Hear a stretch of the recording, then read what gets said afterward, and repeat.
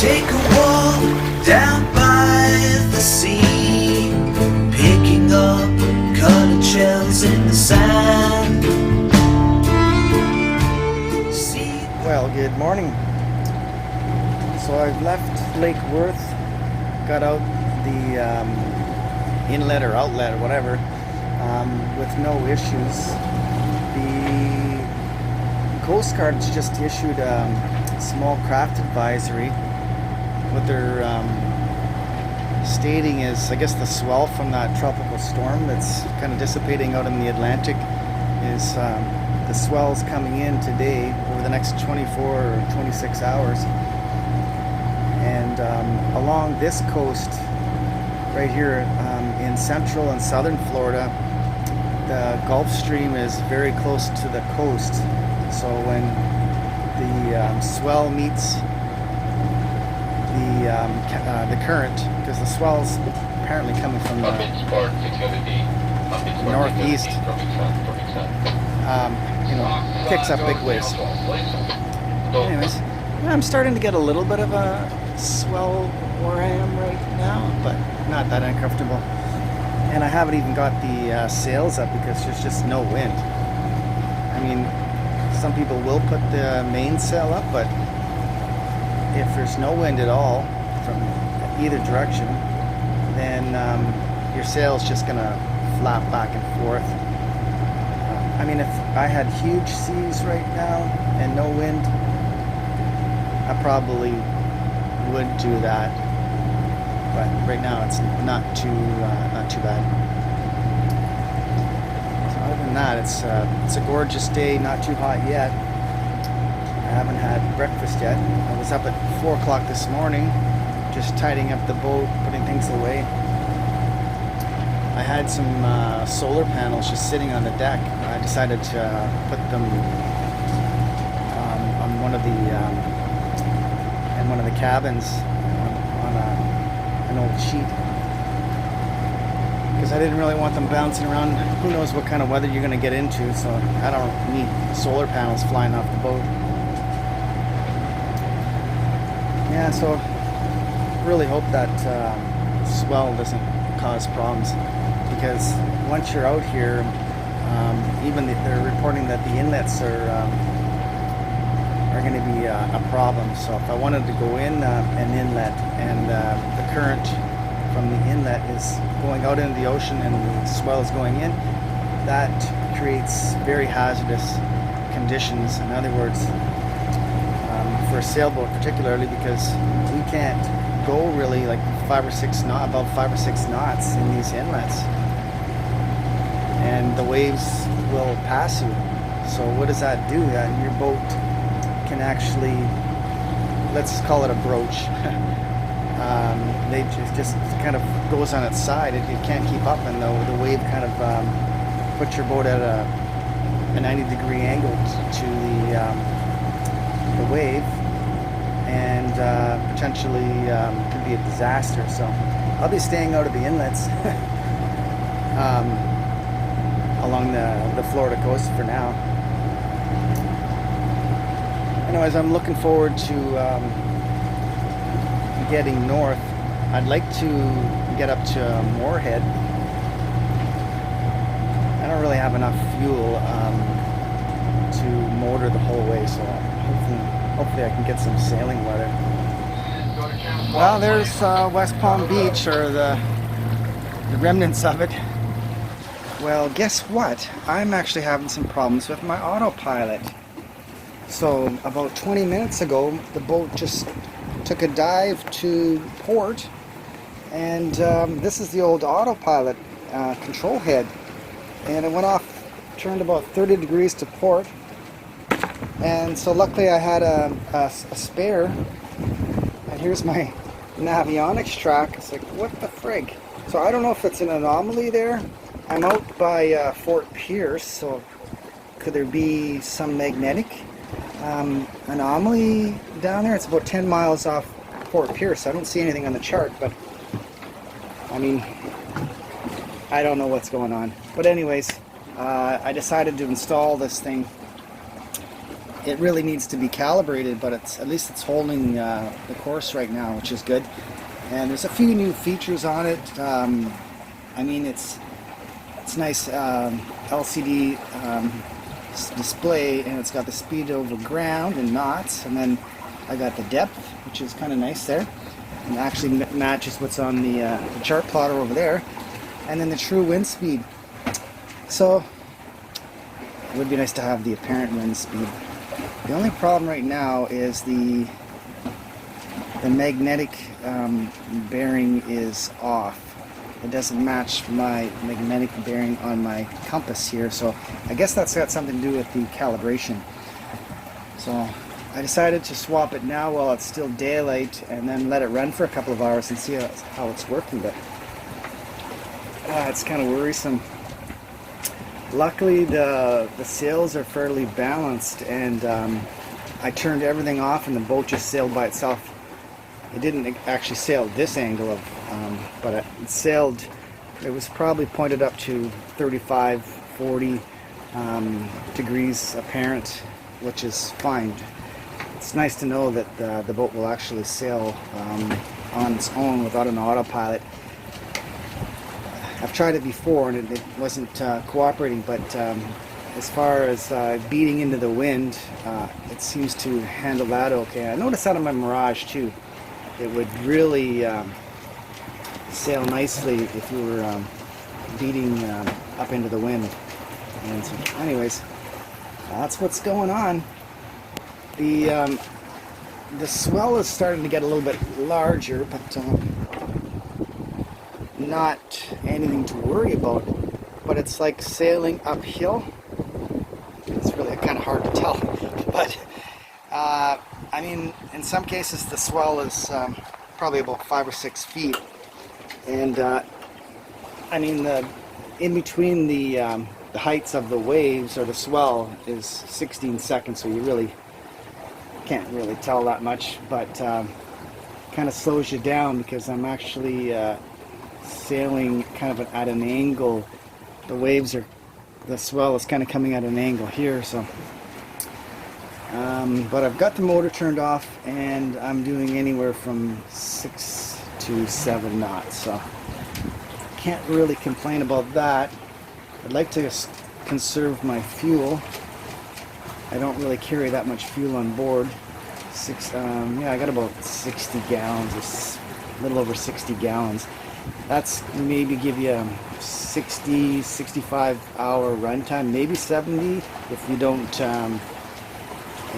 rev it, if you like keep it down to 1,000 RPMs, just depending on what you're doing. And there is some storms off in Florida here. You can see I guess you would call that the cumulus clouds, pretty high there. But according to Chris Parker's email and Windy, that those are supposed to stay over land, and so that's good. I hope they don't come out onto the ocean, because then I'll have to take some sails down. You never know. I don't want to be ripping any of my sails out here, that's for sure. It's happened to me a couple of times, not taking the sails down, and you end up ripping a strip or something off your sail. Not cool. Anyways, that's what's going on.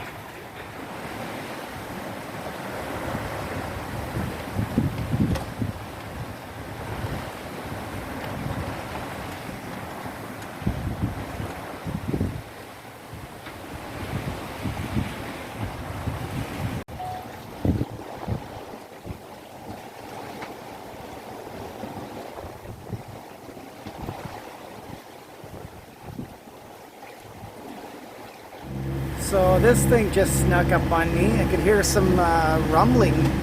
Turned around and here's this huge freaking cloud. Now, you see how it's got that pointed section up there? So that's so high up there. That's going to be a serious storm if you get stuck underneath that. Down there, it's probably raining.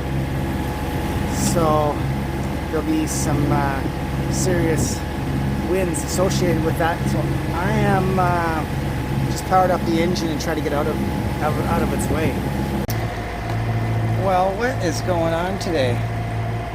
First I thought I was going to have problems with swell, and actually the swell is not too bad. It may actually be up to 7 feet, but the period is 12 to 16 seconds or maybe longer, and it's not an issue. However, I've already dodged 2 huge squalls, luckily, but there's one that just came in. It's so massive that I couldn't get away from it. So I rolled in the jib, and I got a double reef in. I don't have a third reef, just a double reef. And I just got a report from the Coast Guard that there's a special weather statement. So there's 30 miles west of me, there's a storm with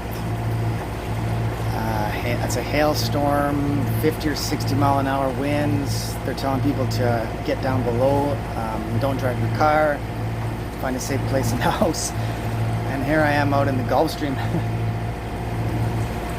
And I don't see the wind picking up. I don't see anything in the sky, like anything falling, isn't rain or anything. So maybe I've got out of the way. I don't know. It's hard to say. I was doing pretty good. I was sailing and making pretty good speed. I was averaging almost 7 knots. And if I could keep up 7 knots, I'd reach my destination by Sunday morning, which is what I want to do. Because the wind is actually supposed to be backing at by the time I get to Morehead, and then it'll be right on my nose. So the earlier I get there, the less beating into the wind I'm going to have to do. But I was planning on putting in a double reef before it got dark, so I've done that now. And looks like I'll be motoring. Yeah, right now I'm averaging around 7 knots, so that's fine. Got to get there. Either you motor here or you spend weeks trying to make your way up the ICW, and you're still exposed to all these nasty storms in the afternoons especially. So that's one thing about Florida, is the crazy weather. I mean, it's beautiful, but whoa, to be exposed in a boat, or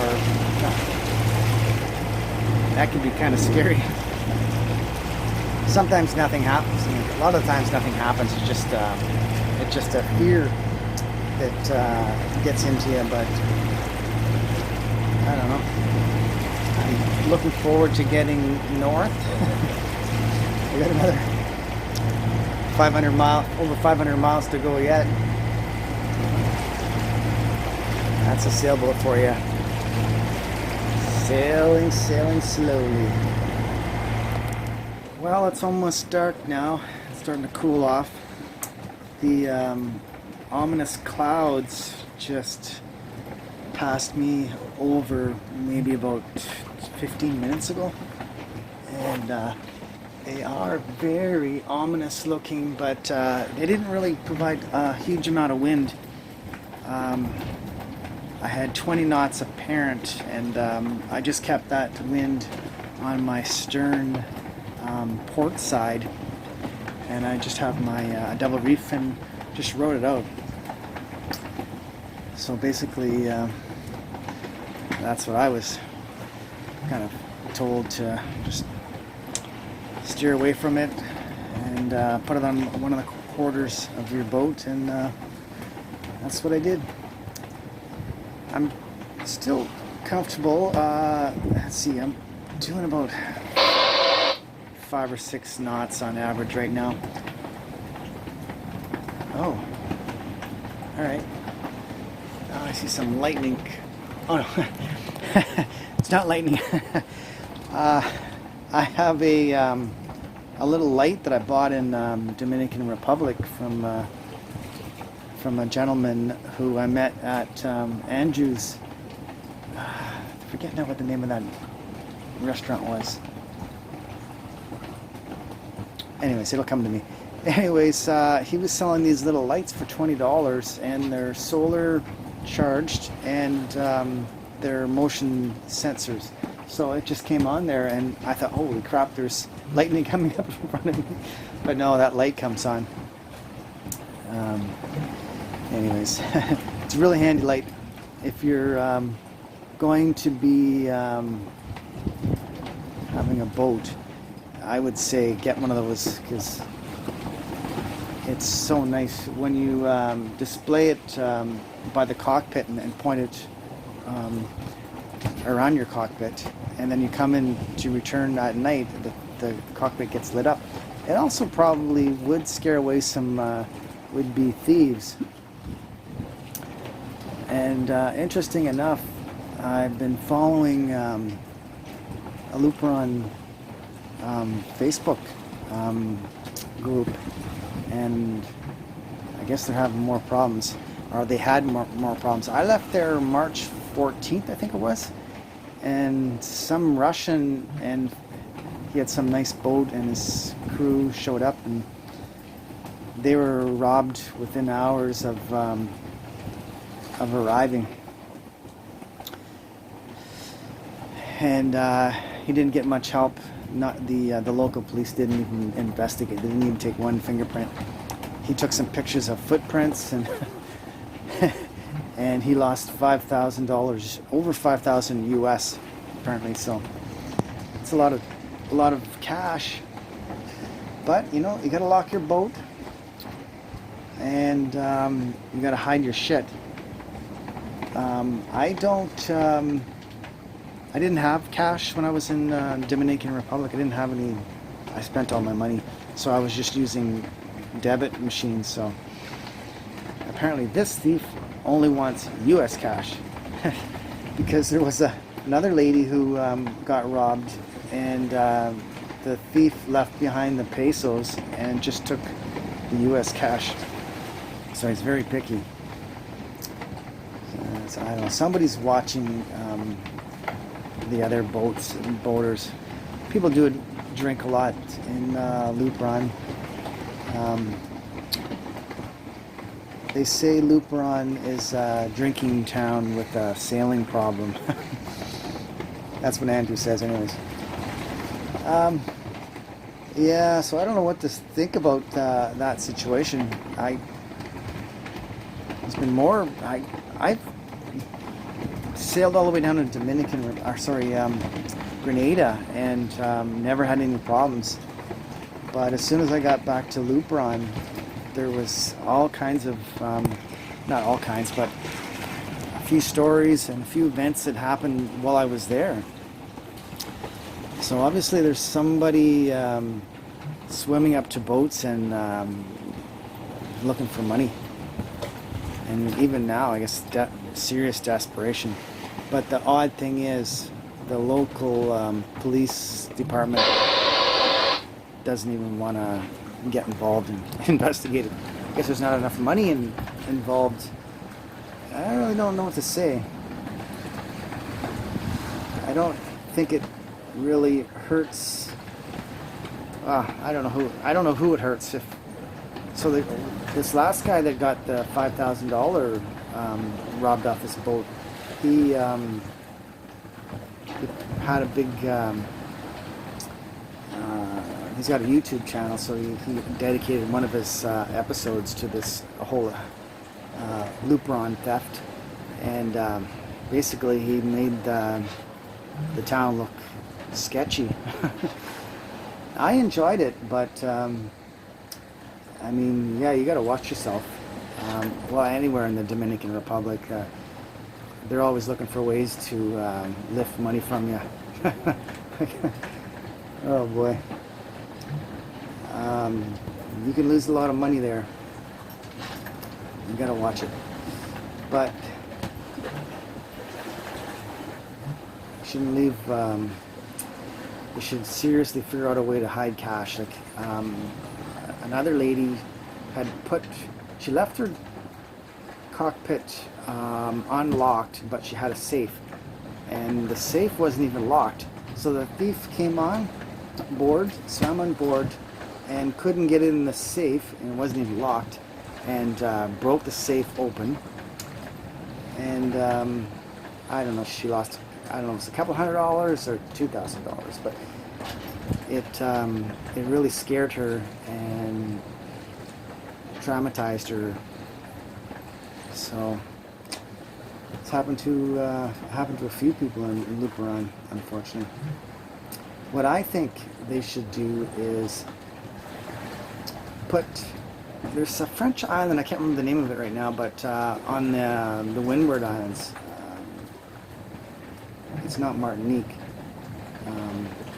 it's a French island anyway, south of Saint Martin, maybe it is Martinique. There's one little anchorage in there where they've got these huge spotlights, and they light up the whole anchorage, and even have free mooring balls. And if there's not enough balls, you can anchor. So it's a nice little town. So yeah, so that's one way to light up an anchorage. And then of course, the local police could do patrols. So some of the islands that I went to, I think it was St. Lucia. Yeah, I think it was St. Lucia. It might have been Rodney Bay, or I forget now. But they were doing patrols. Occasional, not regular patrols, but we might see a local marine police boat out there. At least they're showing a presence. And then lastly, back to Luperon, I think what's going on is some new boat comes in and they think, well, he's probably got a chunk of change on him, maybe US dollars, so now's the time. And first thing you do when you get into a new harbor is probably go have a drink, go to the restaurant, and everybody's off the boat and going to take a look and explore the new town for a couple of hours. Well, that's the perfect opportunity to have a little watch. Like the police could be watching that boat. They know, oh, now there was some lightning. The police could be watching that boat, and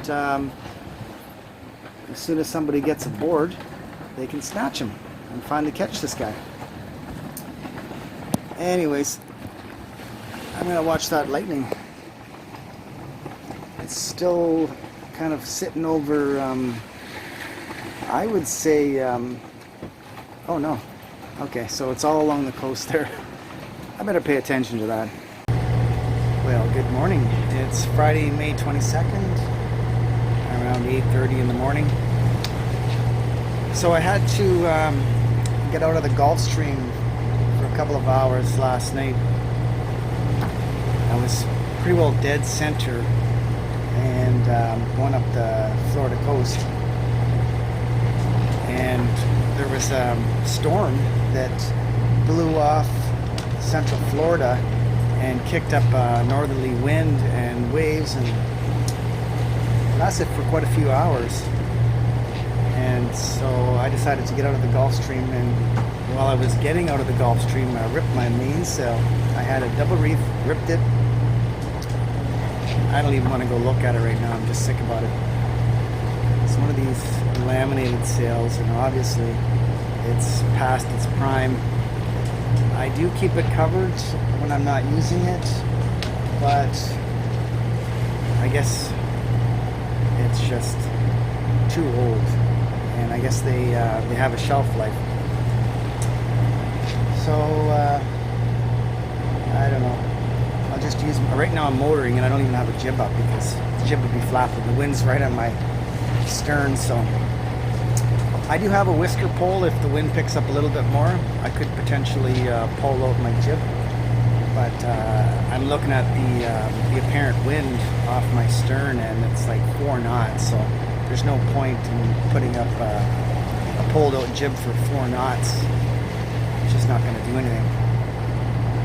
Picking up I think I'm doing a little 7.5 knots just motoring, and according to the temperature gauge on the boat, it measures water temperature. I'm at about 24 Celsius. So once I hit about 25 Celsius, I believe I'm more in the center of the Gulf Stream. So I'm still skirting the edge, but I am picking up some speed, which is good. Yeah, so back to the storm. I really kind of got ill last night. I was feeling nauseated, which is rare. I guess maybe the stress. I still feel a bit nauseated. It's a slight nauseation today, and it's not rough today. So I don't know what happened, but I guess it comes, every sailor eventually gets seasick. But yeah, it was rough. If you can imagine 25 knots from the north in the center of the Gulf Stream, it would be rough. Like, it was a washing machine. I thought it would be worse, but I mean, I thought the boat would be doing backflips in the Gulf Stream. But no, the boat actually handled it quite well with no sails up whatsoever, because there's just no point in putting a jib up, because the last thing I want to do is lose my jib. And there was 2 sailboats that I met. They were running with the storm. They had reached further up north than I did, and they turned around, and I radioed one of the guys, and he says, I said to him, I said, so you changed direction? He said, no, the storm made us change direction.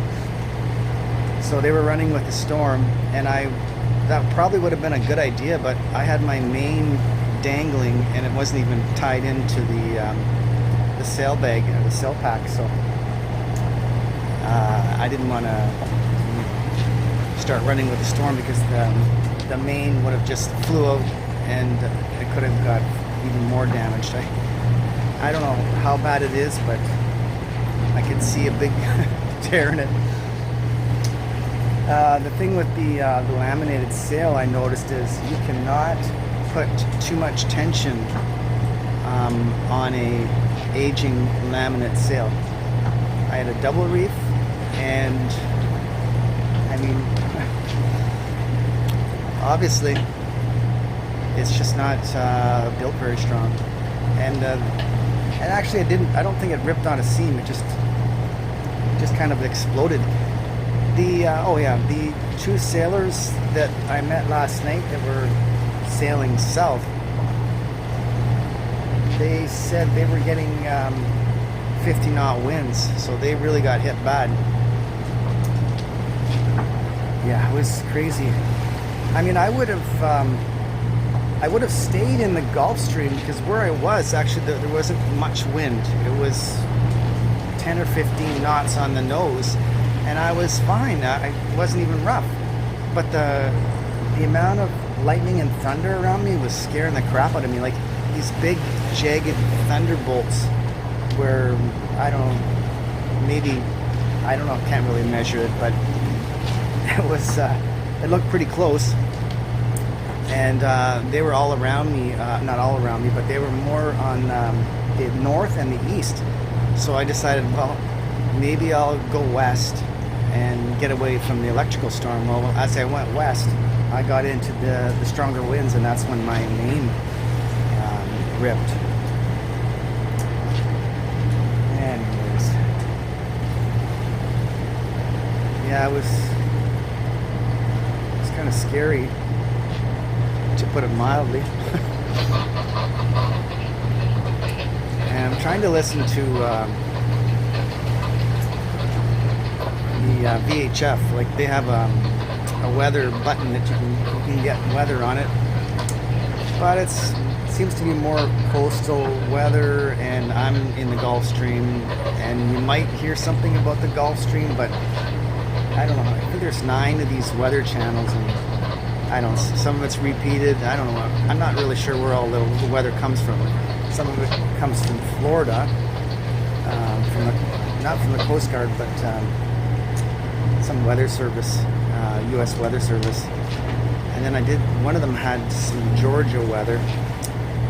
So I would suggest a good single sideband radio for a boat with a transmitter. I mean, I've got one now that's just receiver only, and it sucks. The reception is terrible, and they're quite complicated to use. It takes a lot of practice.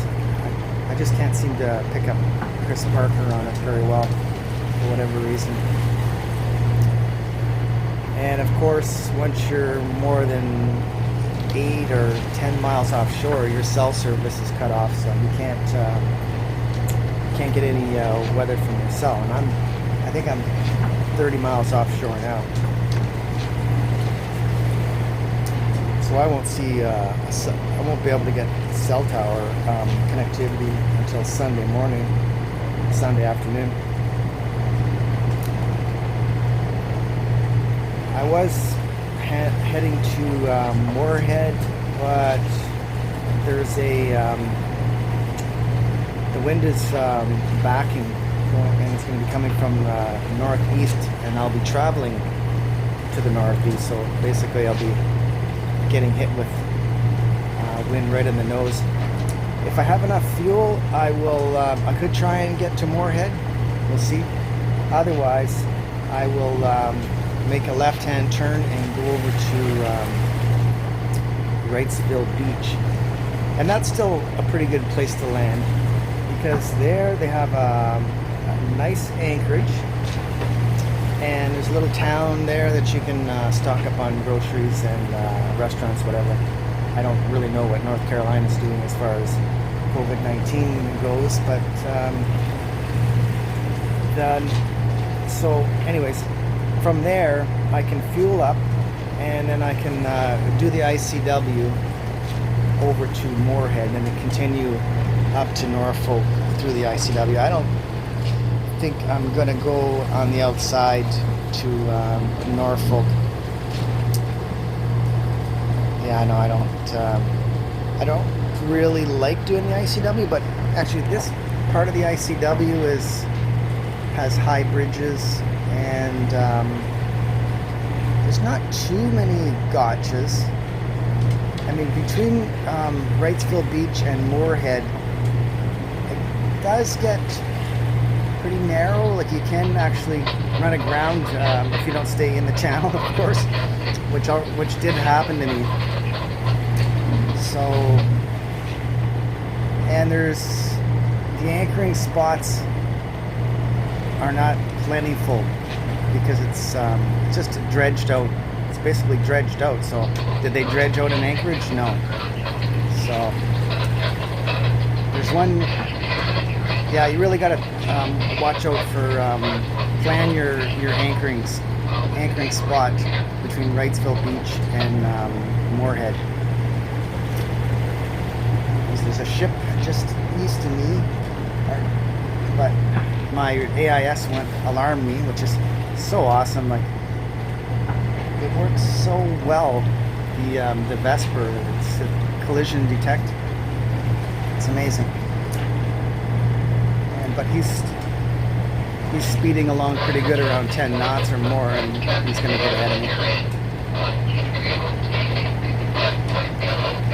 Anyways, there is probably going to be afternoon squalls, but I'm just going to suffer through it, leave my sails down, protect my whatever sails I got left, and the boat seems to push through these squalls, which I'm very happy about. If you had a smaller boat, you might not, you might scare the crap out of you, but yeah, the bigger the boat, I guess it's better. But then the heavier the boat, it's better. This one's not that heavy, but still, I did very well last night. That was a scary friggin' ride. Like, the bow was just flying over the waves, and it wasn't slamming. Like, Venetos are known for their slamming. No, because I really wasn't going that fast. If I had been trying to motor at 7 or 8 knots, yeah, I would have been slamming. But you're creeping along at 3 or 4 knots. It wasn't slamming, and of course the bow was going up and down with the waves. It wasn't too bad, even without sails. Like, I couldn't believe it.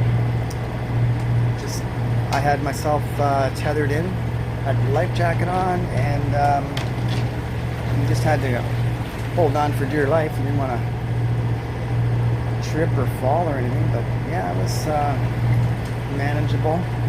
I was tired last night too. I just got the boat into a comfortable motoring destination to get out of the Gulf Stream, and then had a nap. And I set my alarm for every half an hour. Got up, took a look around, and fine.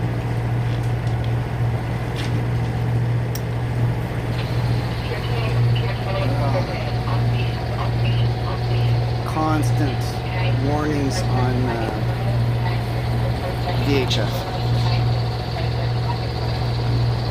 They've still got swells going into the inlets across the Florida coast, but I'm not worried about that right now because I'm not heading there.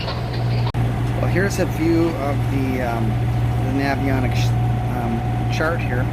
You can see it down on the bottom here. That's West Palm Beach where I started, and it's slowly working my way up that course.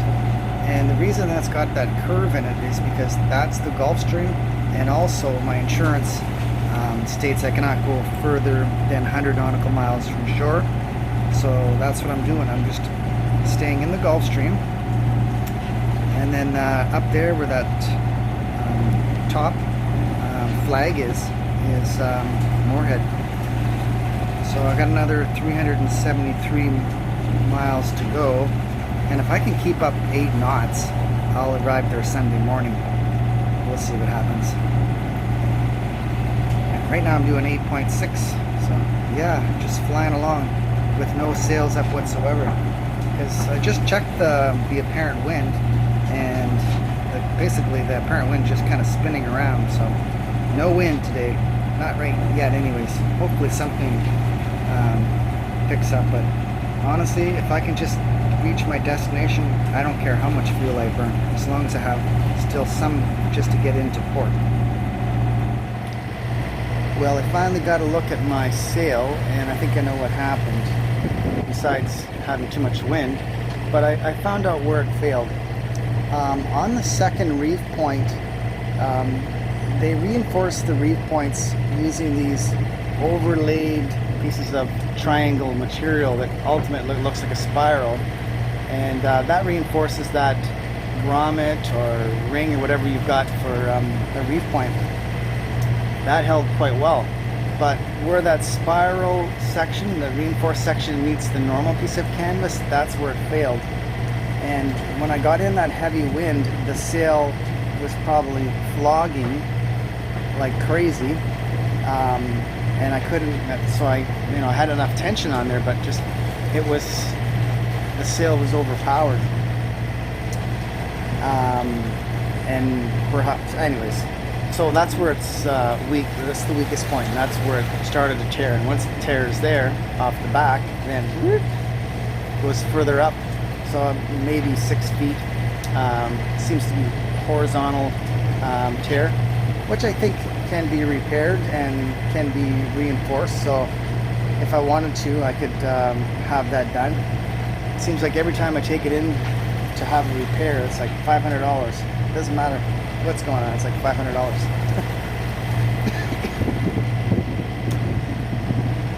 Eventually, I mean, a new sail is between $5,000 and $6,000, just the mainsail, a Dacron one. And this is what ultimately this boat needs. I mean, if you're just a fair weather sailor, you could probably get away with it, but you never know when you're going to hit a freaking squall or something crazy and then your sail's ripped again. So I would say stay away from the laminate, unless you're some kind of racer and you can afford to change your sails every 2 years or 3 years or whatever. Yeah, I don't know if I'll get a new sail or not. Well, there's more interesting things coming up. I don't think Maite is going to go for living on a boat, and that's what she's told me. So I was, or at least spending the summers on the boat. She wants to live in a condo, so kind of working on that plan. With the COVID-19 issue in Canada, apparently the rental prices are going to go down, or at least stabilize, or there may be some motivation to get you to sign a 1-year lease, like 1 month free or something. So yeah, I might be looking at that. And I think the reason I heard that it may be going down is because less travelers coming into Canada and Toronto, GTA, Oshawa, whatever, that area, that the Airbnb apartments are not being rented. Like, people are just not going into these Airbnb, and I think that's what's happened is people bought condos, have apartments, and they're renting them out on Airbnb. You can make a lot of money doing that. So yeah, I think there's going to be more apartments on the market. And I kind of like Whitby, but for one reason, it's close to the GO station, so I didn't really want to buy a car. I was hoping I could just use the GO train and bicycle and rent a car once in a blue moon if I really needed it. We'll see. Oh, there's a little bird that's landed on the boat. Oh, it's a long way from home. 30 miles from shore or more. Anyways, have yourself a great day.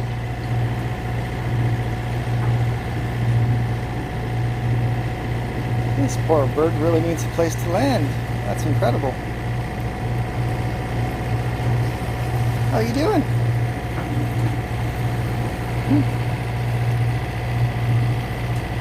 Are you tired?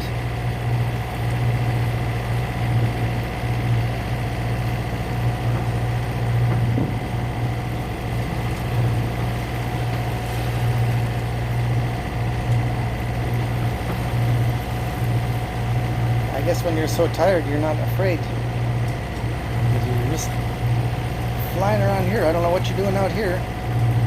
Don't eat my glasses. Are you hungry?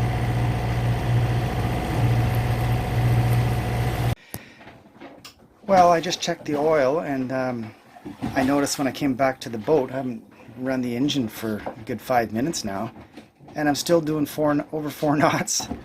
So the Gulf Stream current is just incredibly strong right here.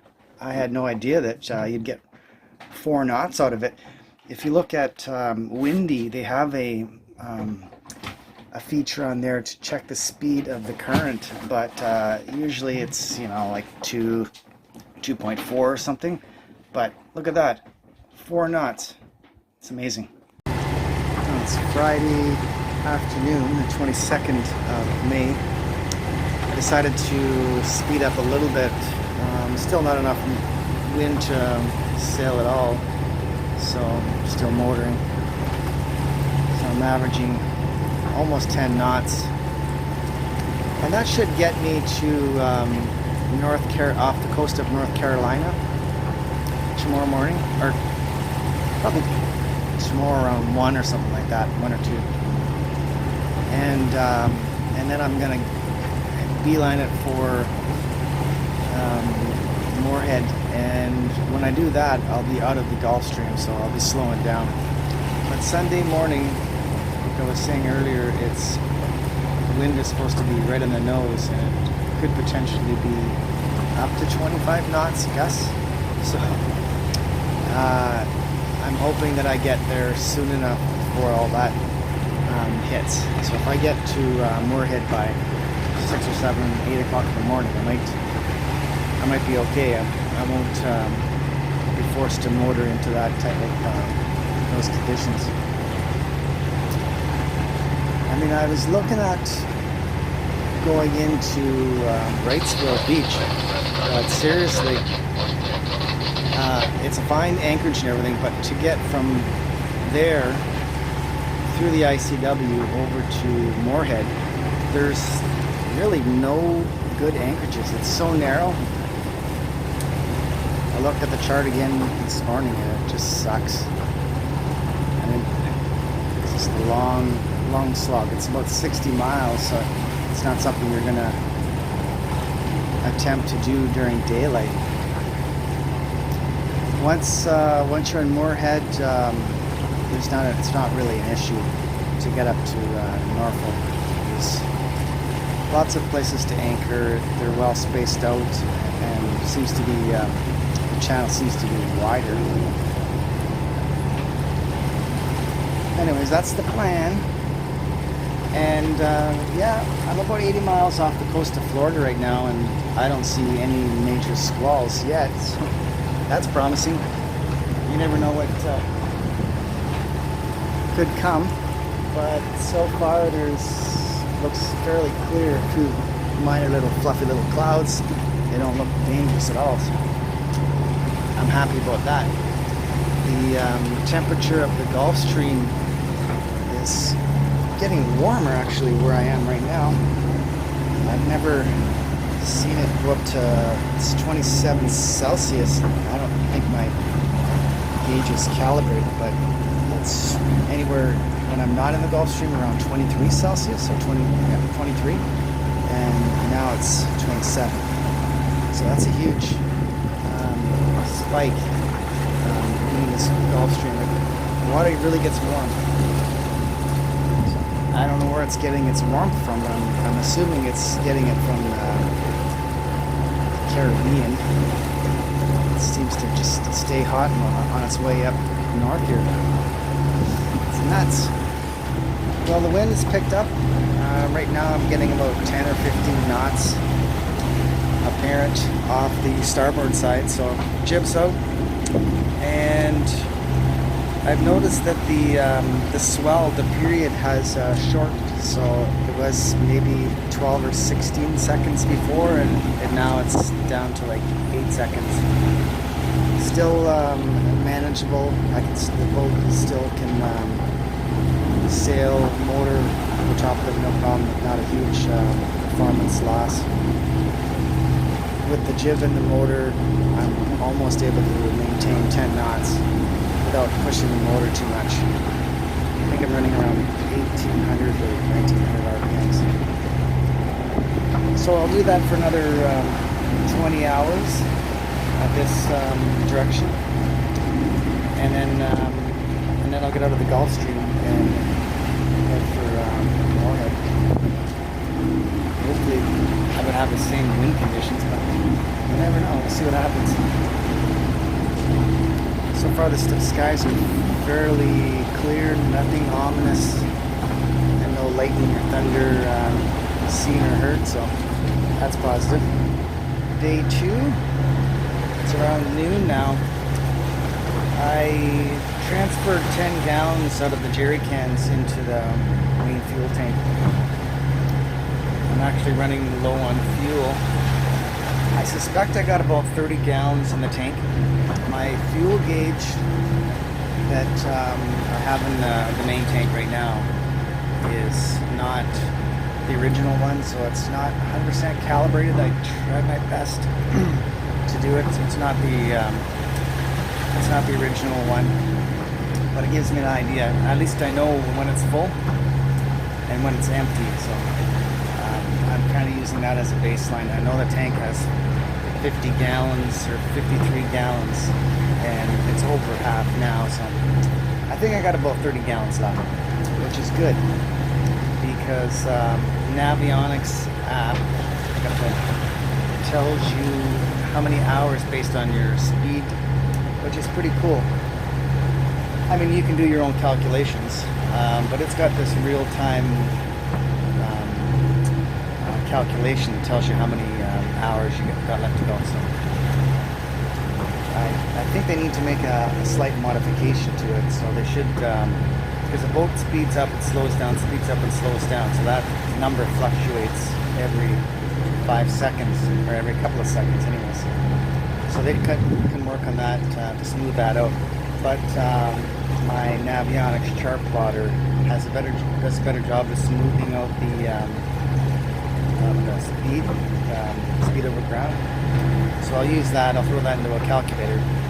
And this is one of the biggest calculations I do a couple times a day when I'm sailing. I look at the total amount of knots or nautical miles I need to go, and then I divide that by my speed over ground, and that gives you how many hours you need to be on the boat based on your current speed. So rough, if I keep up this speed, could be there in 24 to 26 hours. So I think I'm going to have enough fuel. Been listening to the weather reports based out of South Carolina, because that's the coast I'm sailing along right now, and they're having flooding issues. So I'm not sure if that flooding issues extends over to North Carolina, but I'm not going to worry about that right now. I'm hoping the wind's going to pick up this afternoon. There's just no wind right now. I'm basically motoring. I do have some waves pushing me right now.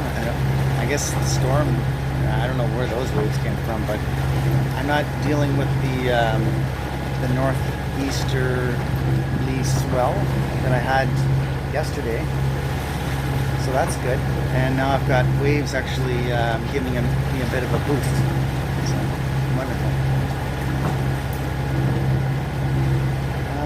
Other than that, so far so good. Looking forward to getting to Morehead and getting a rest. I didn't wake up until about 10 this morning. It was a bumpy night, to be honest with you. The thunderstorm that went through lasted, I don't know, maybe 2 or 3 hours, but it just just made me really tired. The boat was rocking back and forth because I don't have a main to keep my boat stabilized. So you don't really get much rest when the boat was rocking back and forth, and I couldn't believe the amount of stuff that was thrown all over the salon when I looked down there this morning. It's crazy.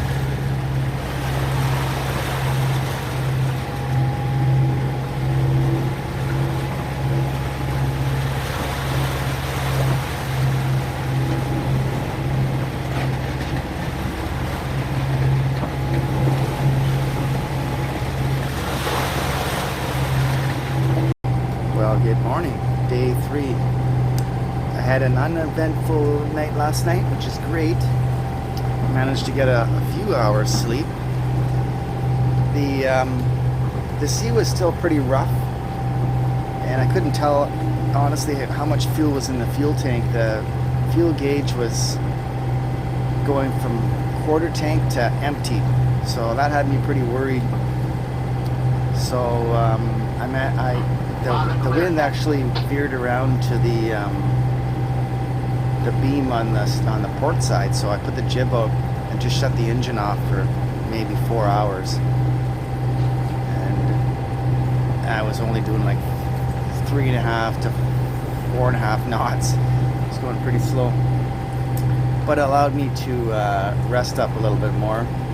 And then once the sea flattened out, I was able to take a more accurate look at my fuel reading, and yeah, I got about a quarter tank. So I can afford to put the motor on now. Anyways, the wind is now veered more, and now it's almost directly on my nose, so the jib is useless. And I need to get into port. I need to fuel up and get some rest and relax for a day, I think. Alright, just having my coffee now. I can't start my day without coffee. You get really I'm really sluggish until I've had 2 cups of coffee, and then that's enough for me for the day. Oh, it's so busy here in Beaufort or Morehead. Everybody's got their boat out doing some fishing. Sunday morning. This is crazy.